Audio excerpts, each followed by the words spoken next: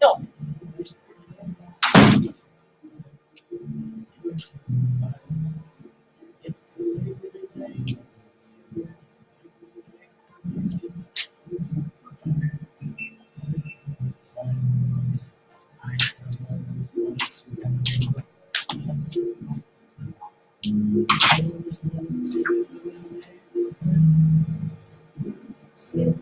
Let's make the most of this.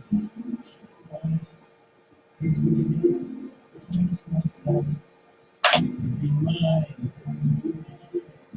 You be my neighbor.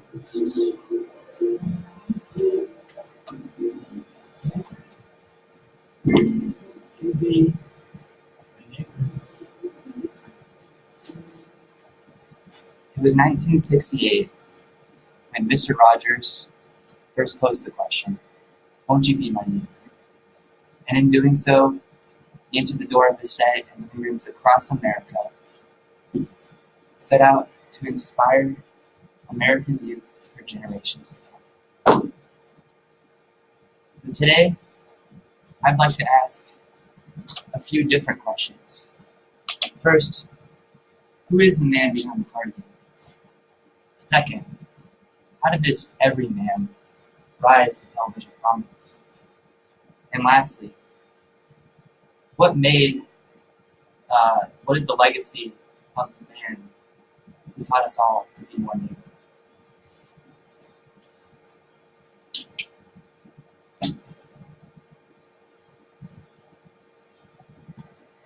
Mr. Rogers was born on March 20th, 1928 in Detroit, Pennsylvania.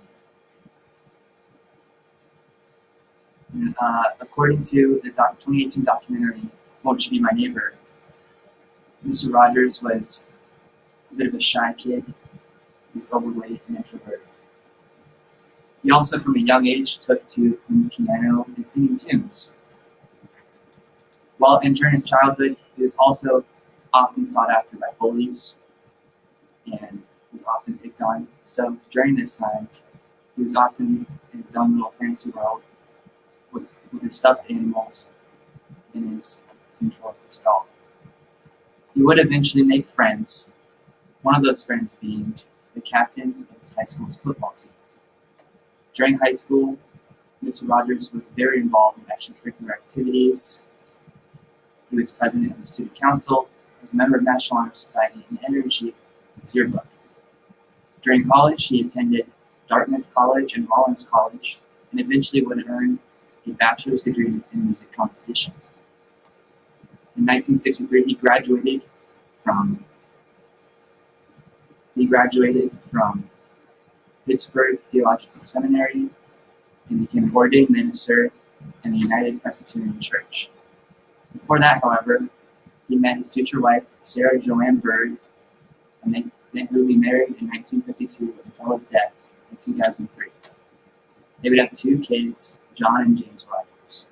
But despite the wholesomeness of his personal life, of course, we know him most of all for his career in television.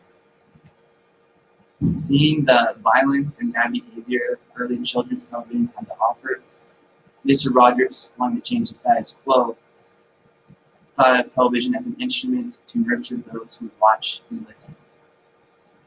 According to the Fred Rogers Center, one of his first television jobs was as a puppeteer at the Children's Corner, a show on the Pittsburgh Public Access television station. Here, a lot of his iconic puppets were introduced, such as Daniel Tiger, King Friday, and X-The Owl, to just name a few.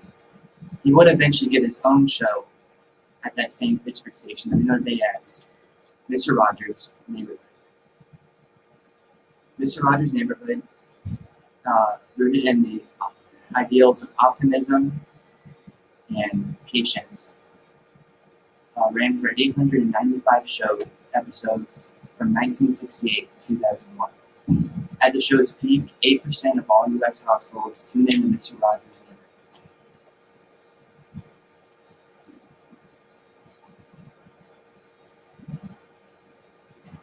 So 8% of all U.S. households tune in to Mr. Rogers' Neighborhood. Mr. Rogers, through his show, would also become an American icon, leader, and spokesperson for early childhood education. He'd even reprise his role as America's neighbor soon after 9/11 to speak to parents concerned on how to break the news to their children. Mr. Rogers more than did his fair share of work in public television and became a living legend. Because of this, he was awarded many awards and honors during the latter part of his life. Some of these include receiving 40 honorary degrees from different universities such as Yale and Boston University. In 2002, he was awarded the Presidential Medal of Freedom by then President George W. Bush. He was inducted in the TV Hall of Fame and was awarded a George Foxworth Peabody Award. He was also awarded a Lifetime Achievement Award at the Daytime Emmys. And even now, his red cardigan is on display in the Smithsonian Museum of American History. But I think what best encapsulates the legacy of this man is best said in his last public address in 2002 at the Grantmakers for Children, Youth, and Families Conference. He said, "Every one of us, no matter how much money we have, needs to know that there's something about us worth giving." Now, this man deserves much praise and admiration for the loving care and attention he gave to children across America. After passing away in 2003 due to stomach cancer, people across the country mourned America's sacred neighbor. Because from his life to his career and to his legacy and awards and accomplishments. In fact, what truly encapsulates this man is this. Throughout the last 30 years of his life, he weighed approximately 143 pounds. Because as he once said, it takes one letter to say I, 4 letters to say love, and 3 letters to say you. 143.